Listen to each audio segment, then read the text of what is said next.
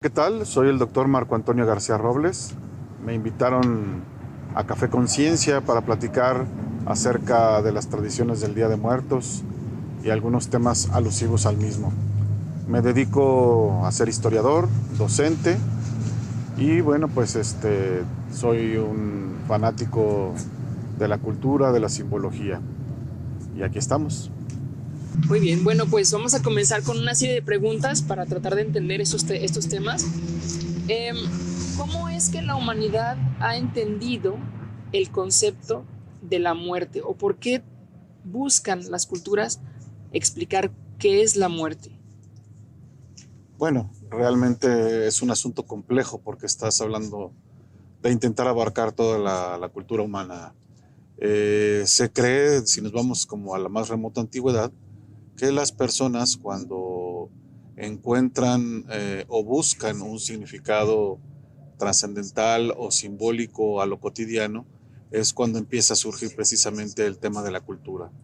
En el caso de la muerte, también se ha mencionado, por ejemplo, que los animales, por ejemplo, cuando tienen cierta inteligencia superior, como pues algunos homínidos, pues es precisamente en relación a la muerte cuando de alguna manera rinden culto a sus muertos, ofrendando algún elemento simbólico o buscando pues explicar qué es lo que ha sucedido, ¿no? Entonces, bueno, pues esto nos lleva a que en distintas tradiciones, épocas, momentos, se ha llegado a pensar de manera diferente con respecto a la muerte, llevando a pues fenómenos o tradiciones donde se piensa en la posibilidad de encontrar un mundo más allá, o otras tradiciones donde se piensa que se puede regresar, reencarnar, ¿no? Que son como las dos visiones fundamentales, exceptuando podemos decir, la atea, ¿no? Donde se cree que solamente la vida es ahora y al perecer pues, se pierde todo, ¿no? ¿Podríamos entonces con esto llegar a entender que el buscar una explicación es inherente a la existencia? Es decir, por lo que mencionaba respecto de los animales, ¿es también como algo natural en el ser humano? Por lo menos en el ser humano ya que adquiere cierta inteligencia, ¿no? Desde pues de las primeras especies de humanos que se habla de que ya tienen un desarrollo intelectual mayor, ¿no? Creo que es algo en efecto inherente, aunque pues de manera muy reciente investigaciones hablan de que algunos homínidos podrían también tener esta conciencia de la muerte, ¿no? O incluso otros animales que tienen incluso una especie de periodo de duelo, ¿no? Entonces, pues es algo que desde la biología se está estudiando muy recientemente, ¿no? Como esta parte de la conciencia en los animales que se creía o se le asignaba solamente al ser humano, pero bueno, en la concepción tradicional, pues se considera que, claro, que algo que nos diferencia, o eso se decía, de los animales, es precisamente estas facultades superiores de intelecto, de raciocinio, de conciencia, de autopercepción y por supuesto de los fenómenos inherentes a la vida, como es el caso de la muerte. ¿Cuál vendría siendo en nuestros orígenes como mexicanos la cultura que tenía más am, desarrollo respecto a la concepción de la muerte? ¿Se puede hablar de niveles o cada quien hablaba de una concepción diferente? No, yo creo que podemos hablar más bien de concepciones diferentes, ¿no? Como te mencioné, bueno, si pensamos en las tradiciones orientales, ¿no? Digamos la budista o la hinduista, en las que se creía que pues, la persona seguía reencarnando hasta ir evolucionando, ¿no? Ir adquiriendo pues una mayor cercanía, pues no sé, a la iluminación, a la fuente, a lo sagrado, pues es algo pues que se respeta, igual como se puede pensar que en alguna otra cultura pues se piense que simplemente se trasciende hacia otra forma de existencia, ¿no? Quizás migrar a ser parte de la madre tierra, por ejemplo, o pasar a ser un animal, un vegetal. Y en el caso pues de las culturas mexicanas, pues yo no diría que hay una mejor o una peor o una que se distinguiera más que otra. Simplemente pues estamos hablando de culturas diferentes, ¿no?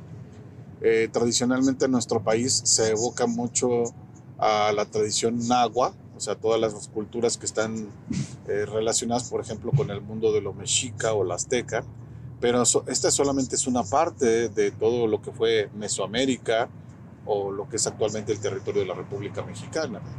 ¿Por qué? Porque, bueno, pues en nuestro territorio pues también estamos hablando de las tribus que ahora diríamos norteamericanas, por ejemplo, o del sureste, o más hacia Centroamérica. Entonces, las visiones son distintas y también las épocas. Evidentemente, los rituales en torno a la muerte variaron, por ejemplo, si pensamos aquí en lo que sería la región chichimeca, ¿no? Que lo que fue precisamente toda esta cuestión del Valle de México con los mexicas, ¿no? ¿Este tipo de concepciones era compartida por estas civilizaciones?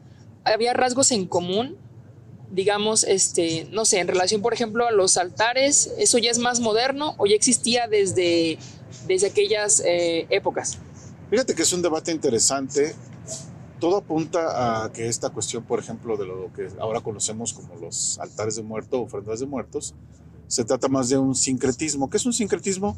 La fusión de distintas culturas, ¿no? Entonces estamos hablando, sí, de algunos antecedentes prehispánicos, pero sí con la mezcla de la tradición europea o cristiana, ¿no? Entonces, lo que vemos en un altar de muertos, pues son elementos tanto de lo cristiano como de lo prehispánico. Lo que sí es que, pues desde la antigüedad, siempre había un culto a la muerte o una ofrenda, un reconocimiento o una forma de entenderla, ¿no? Entonces, pues en nuestras tradiciones actuales quizás haya algo de lo prehispánico, pero probablemente estemos muy alejados de lo que realmente era. ¿Por qué? Porque, bueno, pues en estos 500 años ya de encuentro de culturas o de choque, como algunos lo ven, pues evidentemente hay cosas que se perdieron. Y algunos de los testimonios que nos quedan, pues se los debemos precisamente a sacerdotes españoles que registraron lo que les dijeron, ¿no? Como el caso de Bernardino de Sahagún, que es quien consigna, por ejemplo, esta cuestión de los otros mundos prehispánicos, ¿no? Entonces, pues él recogió eso, pero no sabemos qué tanto lo veían así, qué tanto... Está maquillado. O qué cosas diferentes eran, ¿no? Ajá. Porque, por ejemplo, se ha hablado mucho de la idea esta de los dioses prehispánicos, ¿no? Pero probablemente la idea incluso del dios mismo es un concepto diferente a como lo veían los pobladores originarios, a como lo vería un católico, ¿no? Claro. Entonces, no es lo mismo ese señor barbado, ¿no? Con túnica, que a lo mejor pensar en Tlaloc o en algún otro, Huitzilopochtli, que quizás ni siquiera sabemos si los veían como dios, entidades, espíritus, creadores, no queda muy claro, ¿no? Uh-huh. Entonces, podríamos decir que esta pérdida también se debió a la colonización, como a ese ritmo natural de ir uno sobre el otro, y en eso también hubo algo de ocultar lo que es, más bien, hablamos de visiones, no de realidades. Mira, más que de ocultar, que pudo haber sido, o de destruir, que también ha sucedido, yo hablaría más bien como de evolución, o de cambios naturales en todas las culturas, ¿no? Si es como cuando alguien dice, es que nos conquistaron, ¿a quién? O sea, tú ya eres, la mayoría de los mexicanos somos mestizos, ¿no? Ya no.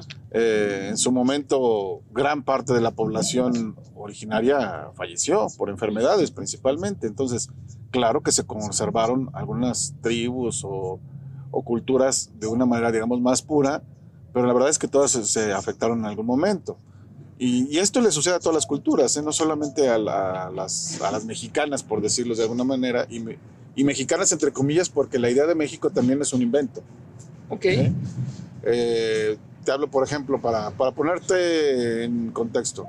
Si pensamos, por ejemplo, en la tradición católica, que nosotros creemos que siempre ha sido la misma, pues no ha sido la misma. O sea, estamos hablando desde que se creó la iglesia por Constantino en los años 300, allá en Roma. Pues realmente el catolicismo surgió de distintas tradiciones cristianas que pensaban muy diferente, ¿no?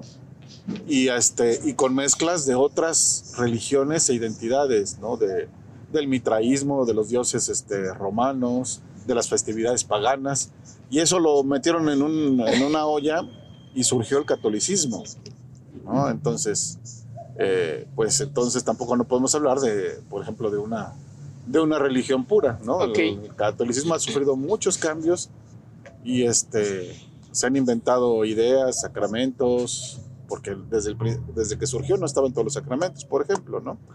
O algunas ideas que han ido cambiando. Por ejemplo, aquí estamos cerca del Templo de San Marcos. A la entrada hay un mural donde se ve el purgatorio, ¿no? Uh-huh. El infierno, el purgatorio, el cielo, ¿no?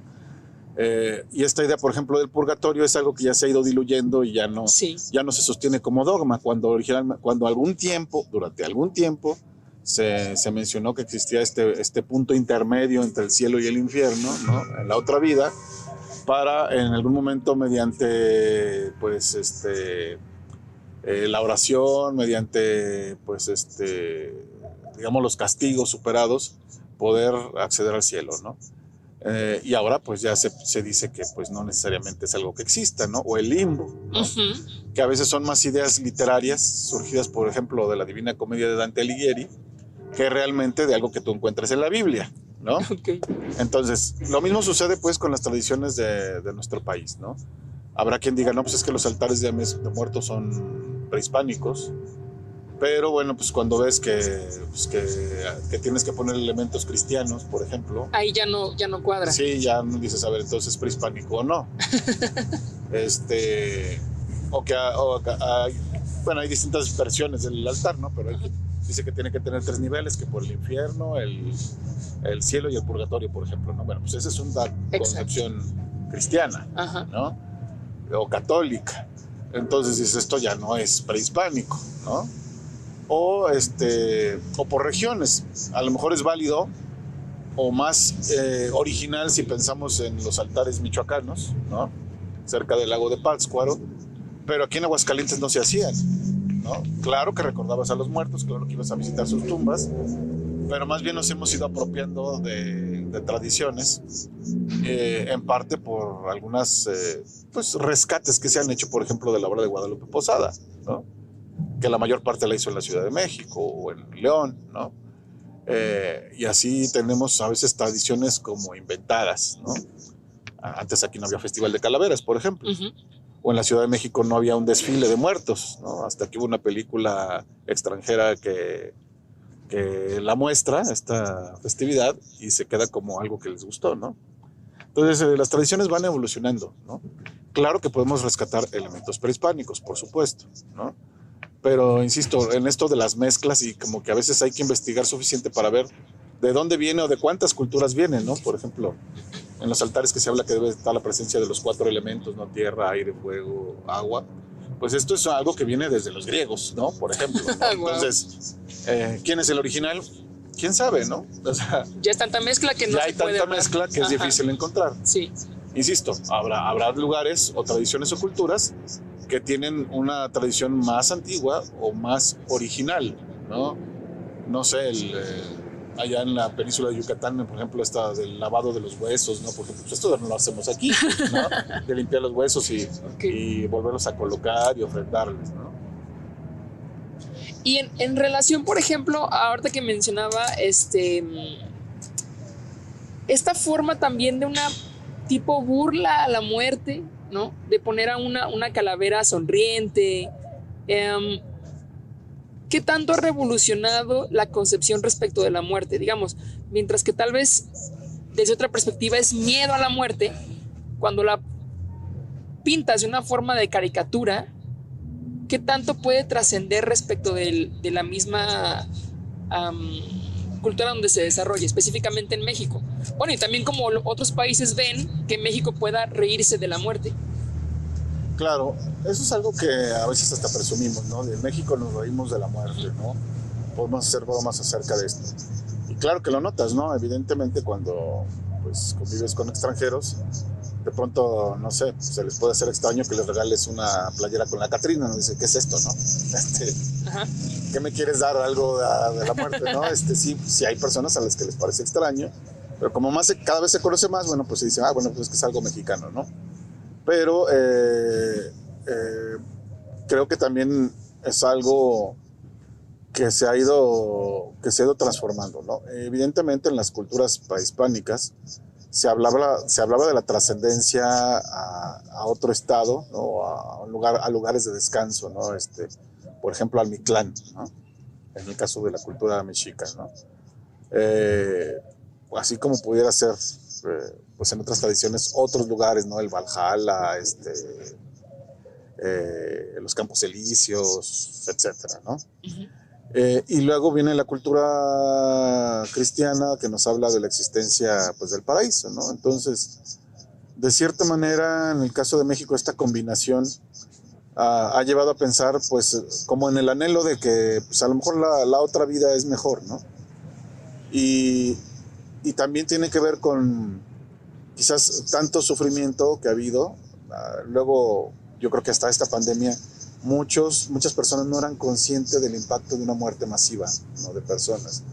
Pero nuestra historia nos habla de muchas epidemias, de muchos desastres, de muchas guerras, que ahora no están en la conciencia de los jóvenes. Pero realmente convivir con la muerte era algo cotidiano, ¿no?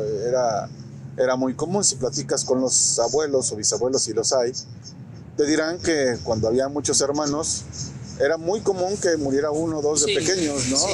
O que los familiares murieran jóvenes. Insisto, no había las condiciones de salud que hay ahora, ¿no? No había vacunas, no había tantos servicios sanitarios, y pues evidentemente esto significaba que había muchas muertes, ¿no? Relativamente en comparación a la actual.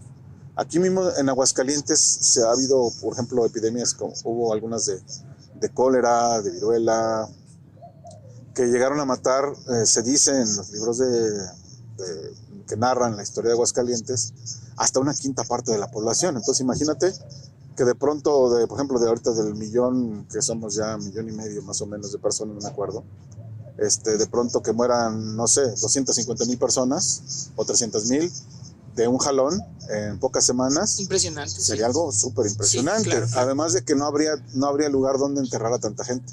Ajá. Eso llegó a suceder en Aguascalientes, que de pronto no hubo lugar donde enterrar a la gente, ¿no? Entonces, estas desgracias y estas convivencias con la muerte, pues llevaron a cierto punto a naturalizarla o a aferrarse de algo como a las creencias. Y evidentemente la cultura popular pues busca la salida, ¿no? Aquí, como dices, en México nos reímos de todo, ¿no? Pues es una forma quizás de escape, de evasión, de soportar la carga difícil de las cosas, ¿no? A veces de las crisis económicas, sociales, etcétera, la enfermedad. Y pues esto ha llevado a que sí hay como pues se ha creado esta tradición, ¿no? de burla de la muerte. Le sumas a la cultura popular. Aquí podemos sí traer a la vista a José Guadalupe Posada, que participó de esta suerte de periodismo popular, donde se hacían estas hojas volantes con las burlas hacia la autoridad o en su momento hacia la muerte en las festividades, ilustradas por grabadores como José Guadalupe Posada, entre otros. No solamente fue el único que hacía calaveras. Pues lleva a que fue tomando parte como de la identidad. Sin embargo, son procesos que a veces no se dan naturalmente, ¿no? Si no hay luego historiadores o analistas del arte que se dan cuenta de la importancia de artistas como Posada y que los rescatan y que los reviven, digamos, culturalmente, ¿no? El caso de Posada pues fue gracias a extranjeros que dijeron: esto es valioso, esto es único, es original, es diferente. Y le sumas, por ejemplo, que a Diego Rivera lo pinta en sus murales, ¿no? A Posada y a su obra. Entonces se convierte en parte del nacionalismo mexicano, cuando originalmente seguramente se veía como, pues, un dibujito de los papeles que se distribuían libremente, ¿no? En su momento la gente no decía, wow, la obra, ¿no? Claro. Sino que fue hasta que alguien lo revaloró, ¿no? Y eso inició a crear nuevas tradiciones, ¿no? Insisto, por ejemplo, aquí tenemos ahora el Festival de las Calaveras, que se ve como algo tradicional, pero realmente es una neotradición, una nueva tradición, una nueva cultura, ¿no? O cosas que ya las integramos como algo muy propio, no sé, la pelea de gallos, ¿no? O algunas cuestiones relacionadas a la feria, pero realmente en el tiempo tienen muy poco, ¿no? Digo, para que te des una idea de por qué, por ejemplo, Pelea de Gallos es algo muy nuevo, pues todavía tiene derechos de autor, ¿no? Wow. O sea, no lo puedes usar libremente, como las canciones populares que tienen más de 100 años y que todo el mundo las puede usar. Y que dices, pues es una tradición antigua. Bueno, pues muchas de las tradiciones de Aguascalientes pues son realmente tradiciones inventadas, rescatadas o recreadas, ¿no? Entonces, hay que tener eso. Me parece impresionante lo que mencionó acerca de que tuvo que venir alguien del extranjero para decir esto es valioso. Ocurre muchas veces esto, ¿verdad? Que el lugar donde estamos no lo podemos valorar sino hasta que alguien más nos dice, oye, esto es interesante. O sea que si no hubiera existido esto, tal vez no sería parte de nuestra identidad. Sería como uno más de tantos que hacían dibujos o que se expresaban y se quedaban nada más de esa manera, ¿verdad? Claro, y tiene que ver con las personas que en su momento encabezan los gobiernos y los proyectos culturales. Claro. En el caso de nuestro país, después de la Revolución, por ejemplo, está el caso de José Vasconcelos y el impulso al muralismo mexicano, a los impresores locales, etcétera. Y evidentemente esta cama de artistas, muchos educados en el extranjero, por cierto, ¿no? Digo, Rivera estudió en Francia, por ejemplo, y que dicen, a ver, hay una revisión, y creo que en el caso de los artistas aguascalentenses es importante, ¿no? O los que pasaron por aquí, como Ramón López Velarde, o Manuel María Ponce, ¿no? Que no son de aquí, pero son como de aquí, estudiaron aquí, y el mismo doctor Atl, que también estuvo aquí en Aguascalientes, ¿no? De alguna manera, aquí en el Bajío es como una recreación o revalorización de la cultura mexicana. Lo que ahora se piensa del mexicano, ¿no? Pues el charro y todo eso, pues mucho es esta región, ¿no? Pero no todo el país son charros, no, claro, ¿no? Que por ejemplo, ¿no? Entonces, bueno, estos artistas, el caso, por ejemplo, de Saturnino, es uno de los primeros en rescatar la belleza de lo prehispánico, ¿no? Antes que se pusiera de moda, ¿no? Él en la Escuela de Bellas Artes hace algunas obras que algunas se quedaron inconclusas, muy hermosas, algunas las podemos apreciar aquí en el Museo de Aguascalientes, fueron como los inicios o la temática previa a los grandes murales, ¿no? Pero él fue el primero, ¿no? En ver lo hermoso de lo prehispánico, pero también de lo español, es decir, de la época colonial. En el siglo XIX, después de la independencia, se creyó que todo lo español era malo, ¿no? Okay. Se destruyeron muchos templos, conventos, pinturas, muchísimas, ¿no? Por las leyes de reforma que empezaron vamos a decir, se creó como una cultura del menosprecio hacia lo español. Y ya en el Porfiriato se empieza a ver, no, es que también lo español es importante, ¿no? Entonces vemos a Saturnino, sí, lo prehispánico, pero también vemos sus retratos con grandes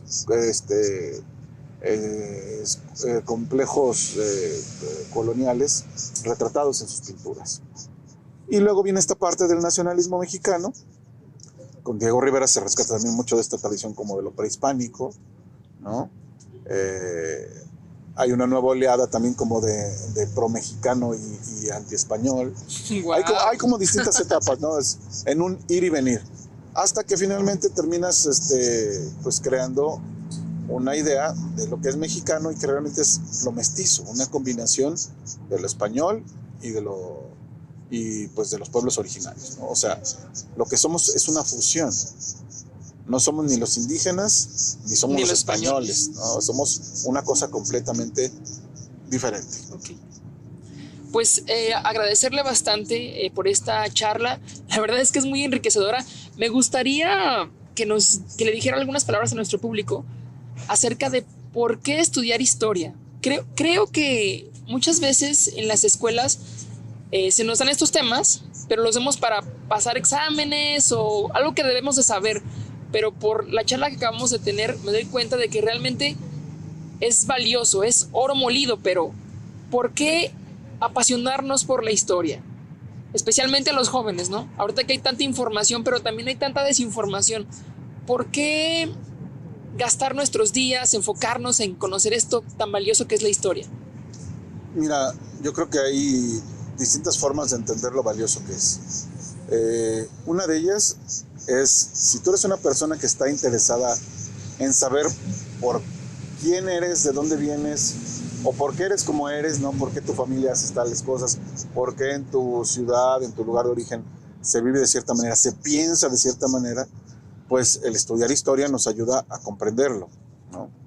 Si sabemos cómo ha sido la influencia, por ejemplo, de la religión católica en Aguascalientes, pues vas a entender muchas cosas, ¿no? Pero también puedes aprender más acerca, por ejemplo, de algunos personajes, de algunos artistas, y que te lleven a entender, ok, ahora entiendo por qué le decimos de esta manera a esto, por qué comemos esto, por qué pensamos de ciertas cuestiones. Y a veces, digo, ahora hay información, como dices, de todo el mundo, ¿no? Pero, sin embargo, seguimos encerrados en que las cosas